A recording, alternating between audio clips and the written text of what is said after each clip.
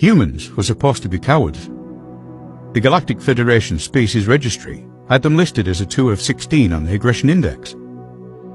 Our interactions with the Terran Union up until this point supported those conclusions. They had not fought any wars amongst themselves in centuries, and had formed a unified world government prior to achieving FTL travel. They had responded with eagerness rather than hostility to first contact, unlike many species. Earth had resolved every dispute through diplomacy and compromise since it became an official member of the Federation. For example, a few years ago, the expansionist Xenic claimed a Terran mining colony as their territory. The Federation braced itself for a minor conflict, as they expected the humans to defend their outpost. But the humans simply shrugged and agreed to hand off the planet for a small yearly fee. Rather than going to war, the Terrans somehow ended up as prominent trading partners for the Xenic. There was also an incident where the paranoid Horda Al arrested Terran ambassadors on charges of being spies. Imprisoning diplomats with zero evidence was a clear provocation to war, but the humans did nothing. They didn't even raid the facility where their representatives were being held. They simply opened back-channel negotiations with the Horda Al and arranged a prisoner exchange, swapping a few smugglers for their people. Thoughts on the humans varied depending on who you asked. Some in the Federation found their pacifism commendable and appreciated their even-tempered statesmanship. Others thought that it was weakness that led them to avoid war. I was in the latter camp. The only reason not to respond to blatant insults with aggression was that they didn't have the wits or strength for it.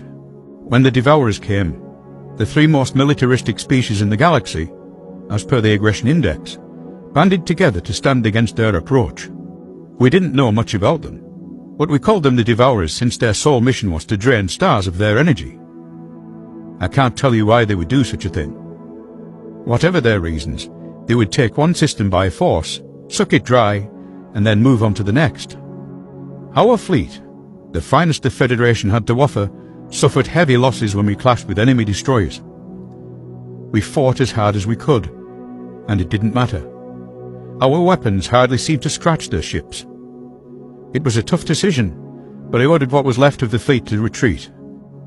As much as we needed to stop them, we would lose the entire armada if we stuck around any longer. I sent out a distress signal, relaying our grim situation and pleading for reinforcements. There were other species with lesser, but still potent militaries within the Federation, but my request was returned with silence. Not a single one of those cowards volunteered to help. Hearing of our defeat, I suppose they decided to flee and fend for themselves. I thought we were on our own, until we detected human ships jumping to our position. How ironic. The only ones who came to our aid were the galactic pushovers.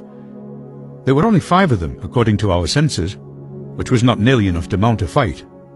A pathetic showing. But it was more than 0 ships that had been sent by the other Federation powers. Sir, the Terrans are hailing us. What do they think they're gonna do? Talk the enemy to death? First Officer Blaise quipped. I heard a few snickers from my crew, but quickly shushed them. We need all the help we can get. On screen, a dark-haired human blinked onto the view screen. Federation vessel, this is Commander Mikhail Rykov of the Terran Union. We're here to assist you in any way possible. I bowed my head graciously. Thank you for coming, Commander Rykov. I am General Keelon. Please join our formation and help cover our retreat. Retreat? The human commander blinked a few times, looking confused. Our intentions are to engage and terminate the enemy. With 5 ships. All due respect, the Devourers' number is in their thousands, and they crushed our fleet of equal magnitude. I wouldn't expect a peaceful species like yours to understand warfare, but it's in your interest to follow our lead, I said. Commander Rykov seemed even more confused. You think humans are a peaceful species? What the hell? Why would you think that? Well, you never fight with anyone. You resolve everything with talk. Humans are the lowest-rated species on the Aggression Index, I replied. I see. The Federation has misjudged us there. Do you know why we avoid war, General? Because you don't think you can win? Fear? The human laughed heartily. Ha ha ha! No. It's because we know what we are, what we're capable of, and nobody's deserved that quite yet. The idea of Terrans making ominous threats would have been a joke to me before now, but something in Rykov's tone told me he believed what he was saying with conviction. This was a clear case of delusion, stemming from a lack of experience with interstellar warfare. The Devourers would make fools of the Earthlings and punish them for their overconfidence.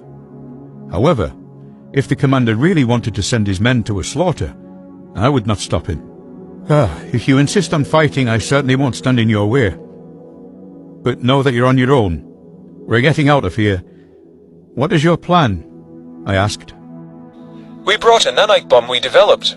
We've never actually used one before, since in about 5% of simulations they didn't stop with localized entities and consume all matter in the universe. Commander Rykov said this way too casually for my liking. But we programmed them to self-destruct after a few seconds, which will probably work. Ensign Carter, fire at the enemy in 5 seconds. My eyes widened in alarm. Wait, hold up, you just said it could destroy everything. The Terran flagship fired a missile before I could get in another word to stop them. At first, I thought that they had missed their mark. The projectile sailed through the Devourer fleet, not connecting with a single ship. Then, it detonated at the rear of the formation, and all hell broke loose. Space itself seemed to shudder as an explosion tore through anything in its vicinity. The force was so powerful that our sensors could only provide an error message as measurement. At least a third of the Devourer fleet was instantly vaporized, as an improbable amount of energy and heat had turned them into metal soup. There was no way any occupants of those ships lived through that. The enemy vessels further out from Ground Zero survived the initial blast, though many of them sustained heavy damage. But an invisible force seemed to be slowly dissecting each of them. I could only watch in disbelief as the mighty cruisers disintegrated bit by bit. I suppose the bomb had thrown out a swarm of nanobots, which had attacked the ship's structure on a molecular level. The Devourers hardly knew what hit them. By the time they thought to return fire, there was nothing left to return fire with. Their arsenal evaporated in a matter of seconds, and undoubtedly their personnel suffered the same fate. Where there had once been an unstoppable army, now only stood empty space. The humans had unleashed a wave of destruction that was unrivaled by anything I had ever seen in my military career, with just a single missile. Horror shot through my veins at the thought that they might one day turn their monstrous weapons on the Federation. There was no way to defend oneself against such diabolical creations. The aggression index needed an update. The kind of species that would invent weapons like that was no two.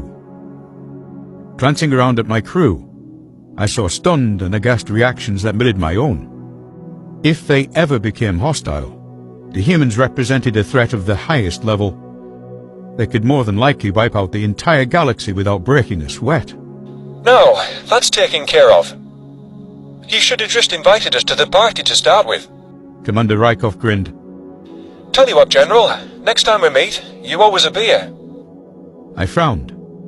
The humans could ask for much more than a drink if they wanted to.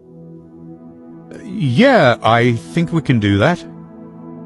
Commander Rykov terminated the call, and I watched as the Terran ships warped back into hyperspace. I was still trying to wrap my mind around the whole thing, and I wondered how I was going to put this into words for the combat report.